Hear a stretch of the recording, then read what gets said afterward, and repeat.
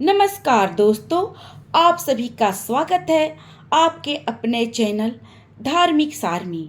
आज सुनेंगे भगवान जीमुत वाहन के जन्म की कथा। तो चलिए कथा सुनते हैं।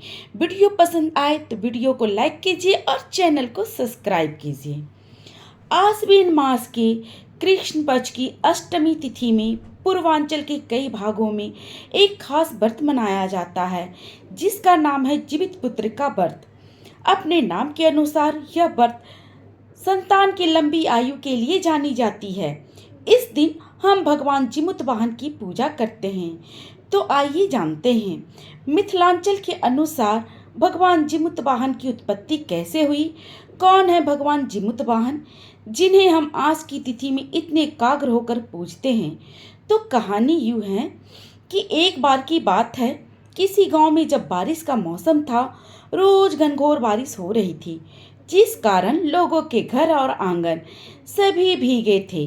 एक दिन एक परिवार में भाभी और ननद दोनों घर पर थी और आपस में यूं ही मजाक कर रही थी, जिसमें उस ननद ने भगवान सूर्य देव से कह दिया कि अगर ये बारिश आज रुक जाए तो मैं आपसे शादी कर लूंगी।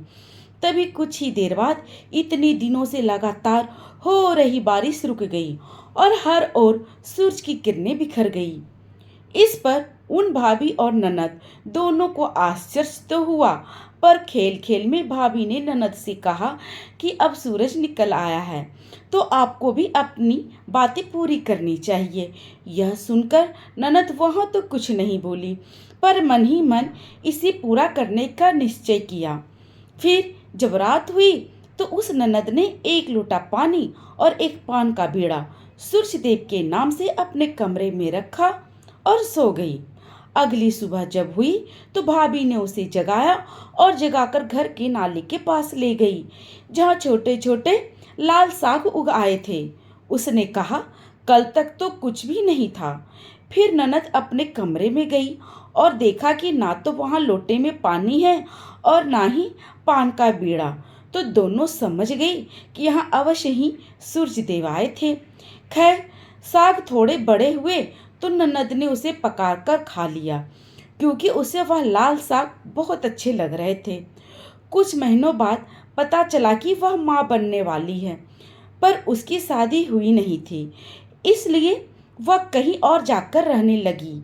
जहाँ समय बीतने पर आश्विन माह के सप्तमी रहित अष्टमी तिथि को उसने एक पुत्र को जन्म दिया।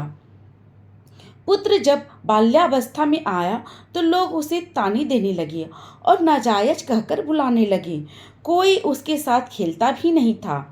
इस पर एक दिन वो रोता हुआ अपनी माँ के पास गया और अपने पिता का नाम, उनकी पहचान बताने को कहने लगा और पूछने लगा कि उसका जन्म ही क्यों हुआ।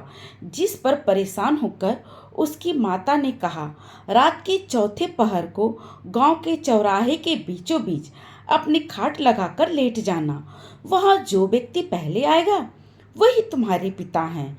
ये सुनकर उस बालक ने उसी रात को चौराहे पर खाट लगाई और सफेद चादर ओढ़कर लेट गया।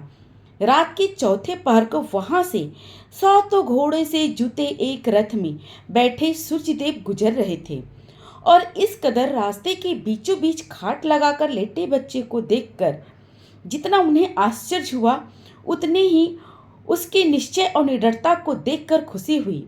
वह उस बालक के पास जाकर पूछने लगी कि तुम कौन हो और तुम्हारे पिता कौन हैं और तुम इतनी रात को यहाँ क्या कर रहे हो।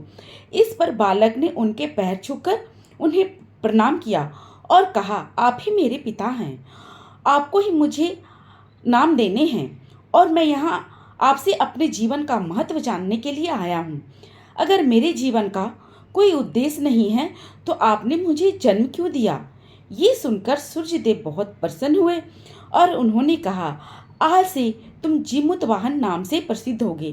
तुम्हारे जन्म तिथि को जो माताएं तुम्हारी पूजा करेगी और व्रत रखेगी, उनके संतान स्वस्थ और चिरायु होंगे। उनकी संतान परंपरा सदैव बनी रहेगी।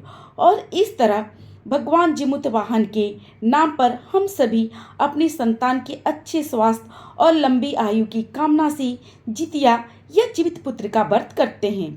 कथा अच्छी लगी हो तो वीडियो को लाइक करें और चैनल को सब्सक्राइब करें और मिथिलांचल की इस कथा को ज़्यादा से ज़्यादा शेयर जरूर करें। राधे राधे।